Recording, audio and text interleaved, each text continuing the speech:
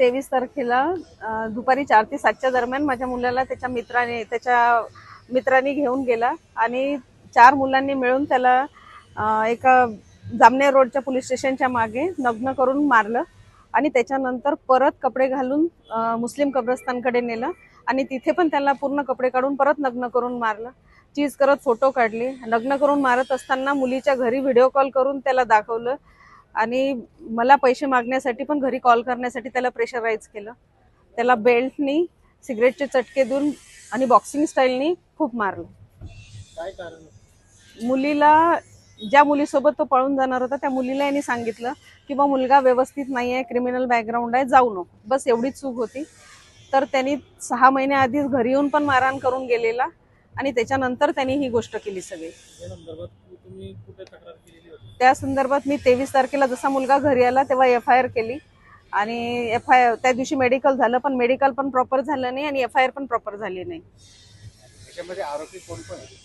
त्याच्यामध्ये आरोपी आहे सौरभ अनिल सोनवणे, जो ऑलरेडी खून आणि बालकारागृहात गेलेला आहे. नंतर वासिफ शेख, हा गोळीबारात चोपड्याला पकडला गेलेला क्रिमिनल बॅकग्राऊंडचाच आहे. नंतर एक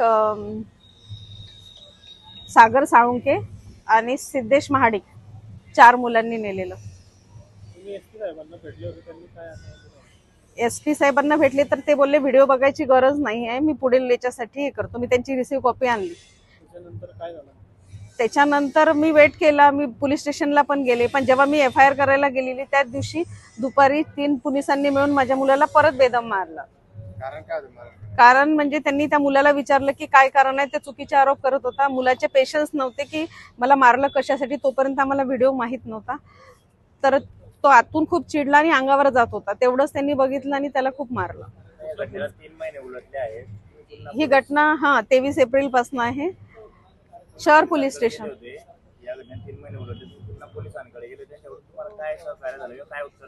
पोलिसांकडून गेले तर ते बोलले की वासिफला ऑलरेडी चोपड्याला पकडलं, याला आम्ही जेलमध्ये, पण बाकी 2 मुलांवर काहीच कारवाई झालेली नाही आणि 4-5 दिवसात तो सुटून पण आलेला.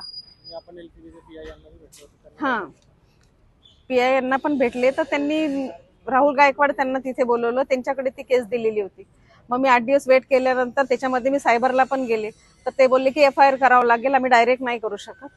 आणि राहुल गायकवाड सर बोलले की आता बाण तर सुटलाय तिऱ्यामधून, त्याच्यात आपण कंट्रोल करू शकत नाही, तर तो व्हिडिओ व्हायरल इथून तिथे होतच राहील. तर माझं एकच म्हणणं आहे की जसं मुलींच्या बाबतीत जे बलात्कार किंवा याचे व्हिडिओ व्हायरल होतात तर पटकन ऍक्शन होते, तर मुलाच्या बाबतीत त्याच्या इज्जतचा काहीच नाही का, त्याच्या एकदम तो 18 वर्षाचा आहे, त्याच्या मनाचा तरी विचार करण्यात यावा. शहर पोलीस स्टेशन भुसावळ.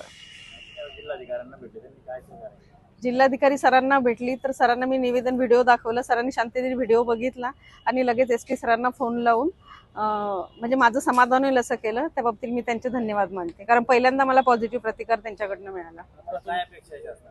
माझी अपेक्षा आहे की त्या मुलांनी माझ्या मुलासोबत जसं केलं ना तसंच त्यांना केल्याशिवाय या समाजाला अद्दल घडणार नाही. कारण व्हिडिओ बघून जे आनंद घेत आहेत पण त्या मुलाच्या मनाचा कोणीच विचार करत नाही.